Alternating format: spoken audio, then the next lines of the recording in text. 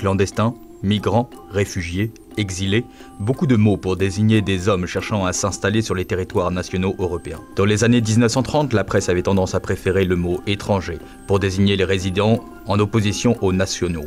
Dans les années 70, il a été remplacé par le mot immigré.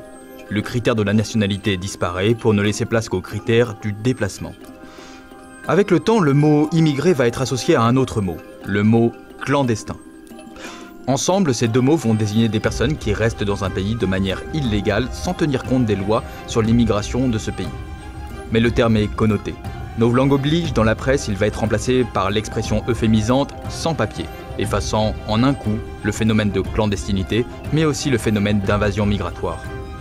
En 2008, la Fédération internationale des journalistes va tenter de proposer et d'unifier les différents termes en proposant une définition du mot « migrant ». C'est une personne qui choisit de son propre gré de quitter son pays natal à la recherche de travail et de meilleures conditions économiques. Le mot migrant désigne donc les migrants économiques et que les migrants économiques. Et pourtant en 2015, avec l'arrivée des vagues migratoires, l'Italie a vu débarquer sur ses côtes quelques 13 000 migrants. Les migrants continuent de tenter ce périlleux voyage. 2 migrants originaires du Niger se battent au couteau. Des centaines de migrants pénètrent sur les bretelles d'accès au tunnel sous la Manche. Tous les soirs, par des dizaines de migrants. Parmi eux, Bachir, soudanais. Arrivé en France il y a un mois, il vient de déposer une demande d'asile. Près de 10 000 migrants s'entassent. Abdul Wali, réfugié afghan. Le mot est désormais présenté comme neutre. Il va prendre un nouveau sens, ce sont des victimes d'une migration économique, politique ou culturelle. Le terme est général, commode pour les journalistes, mais pourtant, il cache un sens. Migrant, c'est le mot qui a été choisi pour imposer l'idée à une population rétive que ce phénomène est inévitable, inéluctable, irrésistible, irrépressible. Les migrations sont un fait, un phénomène aussi vieux que l'humanité qu'on doit accepter comme le temps qu'il fait. Mais le mot n'est pas assez fort, pas assez lacrymal. Le 20 août 2015, les journalistes du média qatari Al Jazeera vont signer un manifeste exprimant la nécessité de ne plus employer le mot migrant pour le mot réfugié. Le terme parapluie de migrant ne suffit désormais plus pour décrire l'horreur qui se déroule en mer Méditerranée. Il a évolué pour devenir un outil péjoratif qui déshumanise et distance. C'est un mot qui ôte la voix aux personnes qui souffrent. Le journaliste Jean Quatremer va monter au créneau. Il demande dans les pages de Libération de ne plus dire migrant, mais réfugié.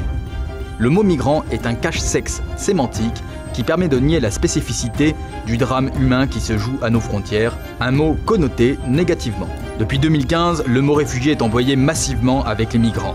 Les journalistes cultivent une confusion entre les deux mots.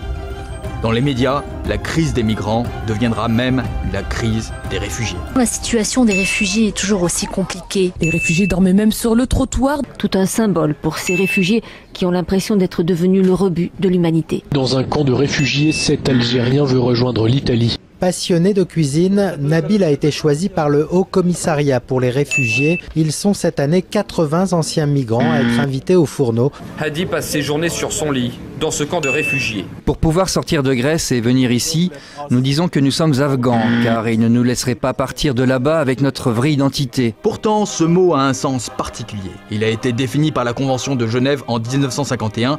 C'est un statut juridique désignant toute personne qui, craignant avec raison d'être persécutée du fait de sa race, de sa religion, de sa nationalité, de son appartenance à un certain groupe social ou de ses opinions politiques se trouvant hors du pays dont elle a la nationalité.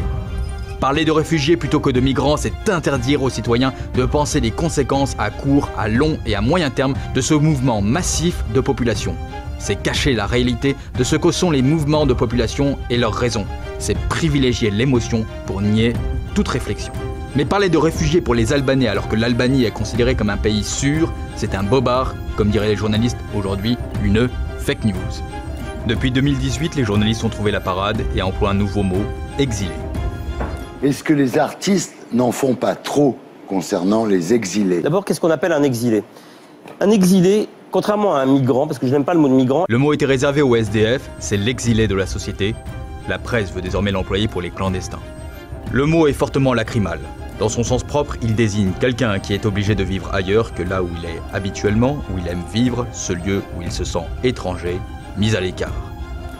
Bien loin de la question du réfugié, l'exilé est coincé entre le déracinement et l'exclusion. Une exclusion dont les Européens sont évidemment responsables.